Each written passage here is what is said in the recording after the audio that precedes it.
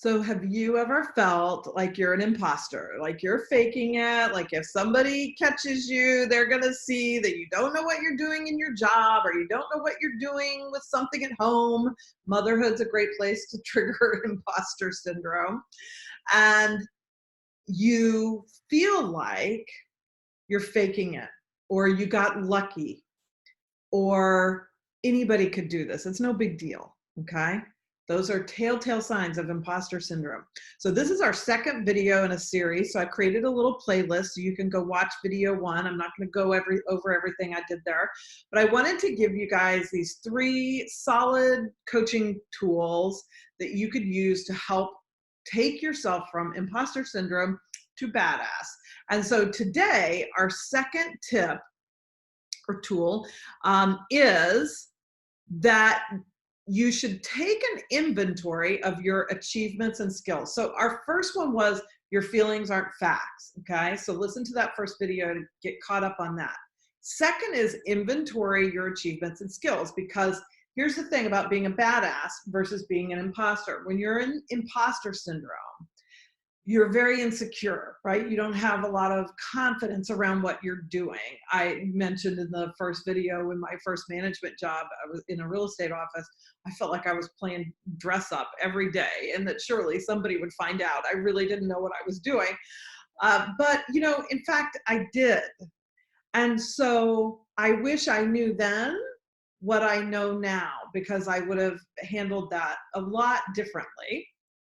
And so that's how I've learned the things, the hard way, that I'm coaching and working with others through. So this being able to inventory your achievements and skills, it's great to really honestly assess where you are. Now, this is going to include weaknesses, but it also includes those strengths. And you may want to get a badass friend to help you as you do this.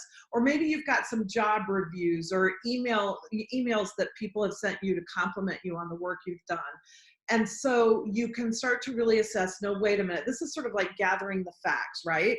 Because we know that our feelings will often create that feeling of, I'm not worthy of this, I'm not good enough for this, I'm faking it, somebody's going to find out, those diminishing feelings.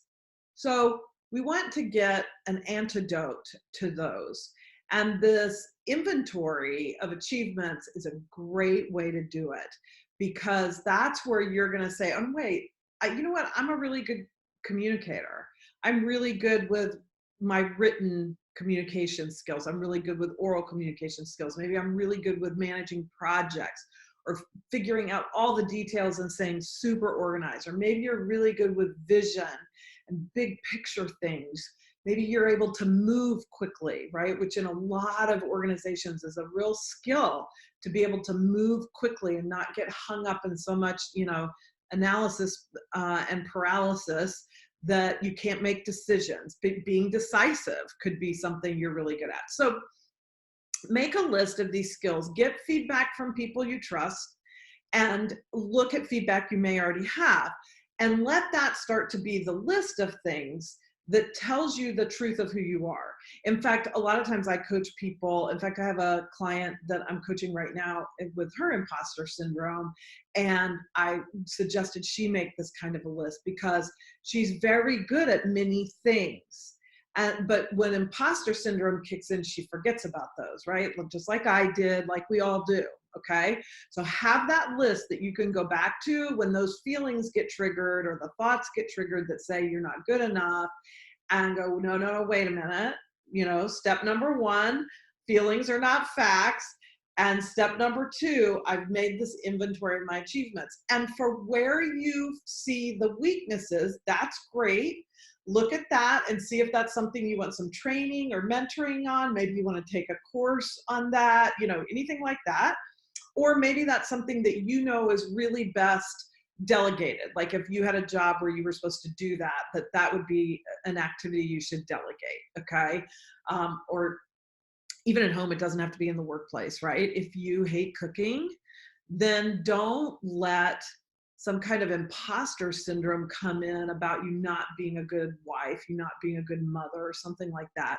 It's something, like cooking will often fall into, right? Like, oh, I don't have a hot meal on the table for my family at night or several nights a week or something like that.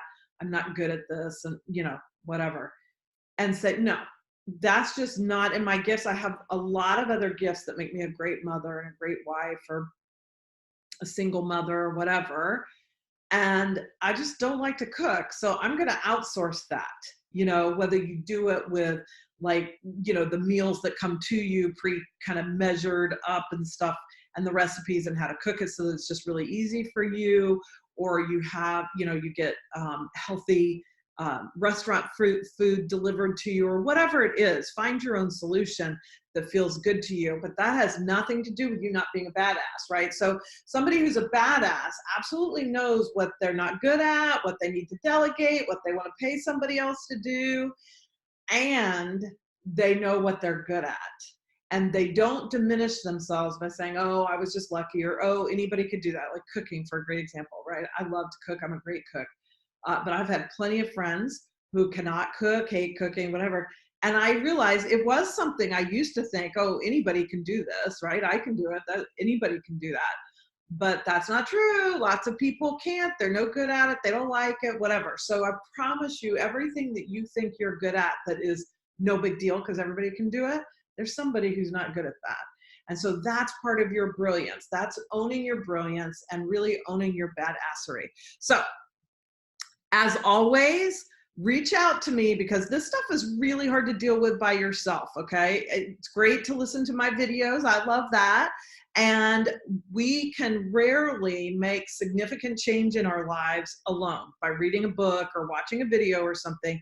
Generally on these things, like with imposter syndrome, this comes from a place that was deeply embedded, deeply seated in you when you were very young. And so breaking that pattern can be a real challenge. And that's why coaching is so valuable and why it creates a sustainable transformation that is often hard to accomplish alone, because we weren't meant to do this journey alone. We were meant to do it with help. So I'd love to be the person who helps you find your badassery, because that's all I do. I facilitate people into their own inner wisdom and their own inner truth.